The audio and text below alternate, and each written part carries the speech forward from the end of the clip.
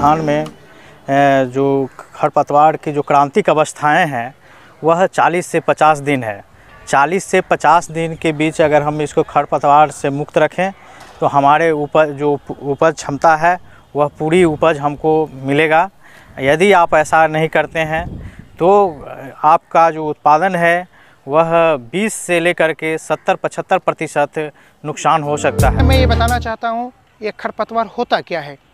खरपतवार वैसे पौधों को हम कहते हैं जो मनचाहे पौधों के साथ अनजाने में उगाते हैं और जो फसल के साथ कई तरह से प्रतिस्पर्धा करते हैं, जैसे ज़मीन के लिए, रोशनी के लिए, ज़मीन में उपलब्ध नमी के लिए और ज़मीन में उपलब्ध पोषक तत्वों के लिए।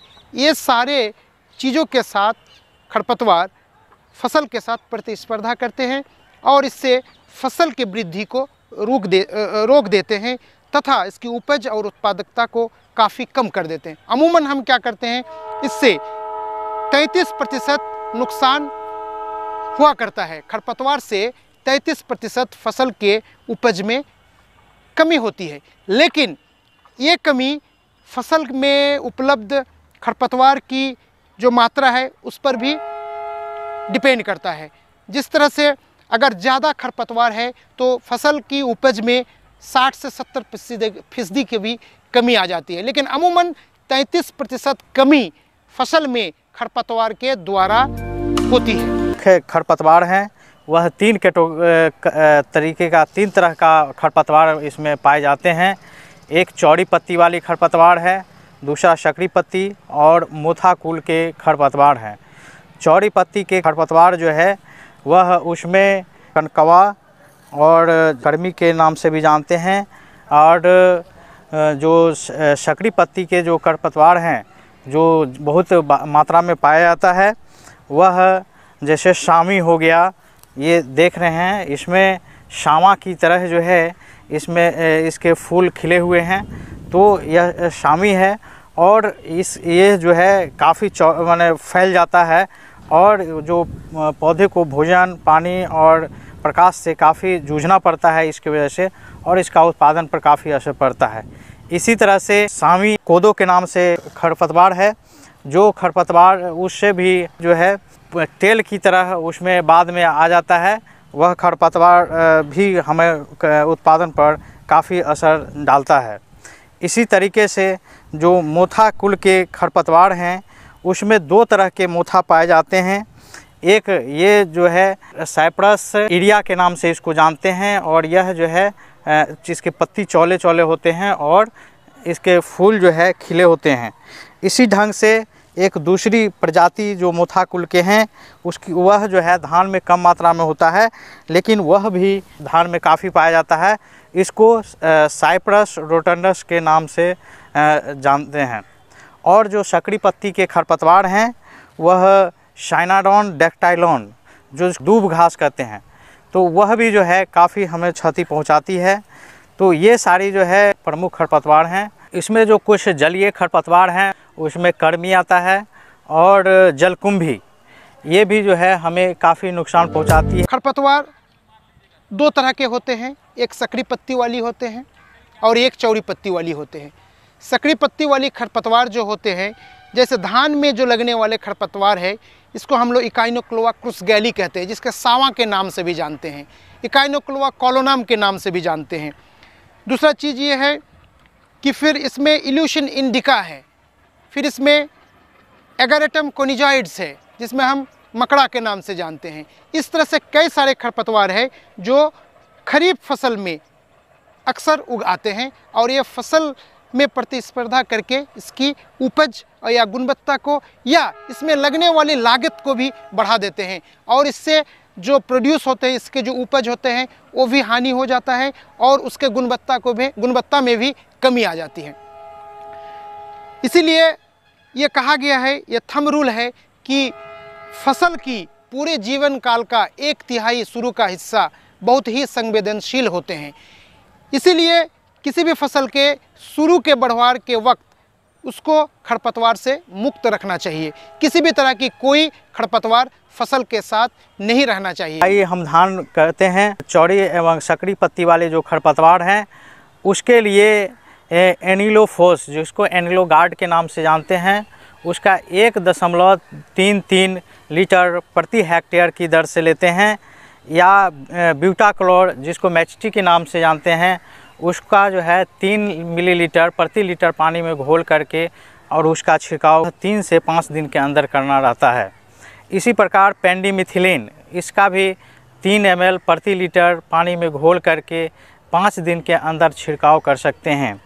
तो किसान भाई, इस तीनों दवा में से कोई एक दवा का छिड़काव आप 3 से 5 दिन के अंदर जो है कर देंगे। यदि आप इस 3 से 5 दिन के बीच में अगर छिड़काव नहीं किए हैं, उसमें खरपतवार आ गया है, तब 2 से 4 पत्ती के खरपतवार जब हो जाता है तो उसमें जो है थियोबेंड कार्ब का 3 मिलीलीटर प्रति लीटर पानी में घोल करके और उसका छिड़काव कर देंगे तो हम इस खरपतवार से मुक्त हो जाएगा और हमें जो उत्पादन मिलना चाहिए वह आपको संपूर्ण उत्पादन मिलेगा। इसी तरह से जो बिचरा से लगाते हैं, ट्रांसप्लांटिंग करते हैं, उसके लिए जो है उस प्रमुख खरपतवार नाशी एनिलोफॉस, ब्यूटाक्लोर, थियोबेंड कार्ब और प्रोपेनिल है। इसमें इसे आप जो है एनिलोफॉस, ब्यूटाक्लोर और ऑक्साडायोजोन में से किसी एक का चुनाव करके आप उसमें छिड़काव कर देंगे। इसी तरीके से अगर जो हम बिचरा से रोपा करके लगाते हैं तो रोपा विधि में अगर आप समय 3 से 5-6 दिन के अंदर अपने किसी भी खरपतवारनाशी का प्रयोग नहीं किए हैं तो उस अवस्था में आप जब खरपतवार हो जाता है तो हम उसमें जो है प्रोपेनिल नाम की दवा 4 से 6 किलोग्राम प्रति हेक्टेयर के हिसाब से उसका छिड़काव करके आप जो है खरपतवार से खेत को मुक्त रख सकते हैं। और इसके बाद जो है जलीय, जहाँ पर जल का जमाव ज़्यादा रहता है, जिस धान खेत में हमेशा जल का जमाव रहता है, जहाँ उसमें जो है कर्मी और जलकुंभी की अधिक मात्रा रहती है और शैवाल, तो कर्मी और जलकुंभी को मारने के लिए आप एनिलोफॉस या ब्यूटाक्लोर या थियोबेंड कार्ब में से तीनों दवा में से कोई एक का आप छिड़काव करेंगे। और यदि उस धान में शैवाल की मात्रा बहुत ज़्यादा है तो उस अवस्था में आप कॉपर सल्फेट यानी तुतिया का 15 से 20 किलोग्राम प्रति हेक्टेयर की हिसाब से ले करके आप उसमें छिड़काव कर सकते हैं। किसान भाई, आप ध्यान रखने की बात यह है कि यदि आप इन सभी का दानेदार दवा जैसे थियोबेंड कार्ब उसका 5% चूर्ण और एनिलोफॉस का 5% चूर्ण का अगर आप उपयोग करेंगे तो वह ज़्यादा फ़ायदेमंद होगा। इसके लिए और दूसरी तरीके और भी इसके उपयोग करने का है, क्योंकि 100 किलोग्राम बालू में अगर आप इन दवाओं को मिला कर के उसका छिड़काव कर उसको छीटेंगे तो और भी ज़्यादा प्रभावी होगा। इस तरीके से आप जो है खरपतवार नाशी का प्रयोग कर आप अधिक से अधिक उत्पादन प्राप्त कर सकते हैं। इसमें छिड़काव जो है 2 तरह के नोजल से करते हैं। एक तो जो फ्लॉट फैन और जेट नेक जो है, ये 2 नोजल है जिससे छिड़काव करने पर उसके फव्वारे अच्छे बनते हैं और वह जो है आप ढंग से उसका छिड़काव कर सकते हैं।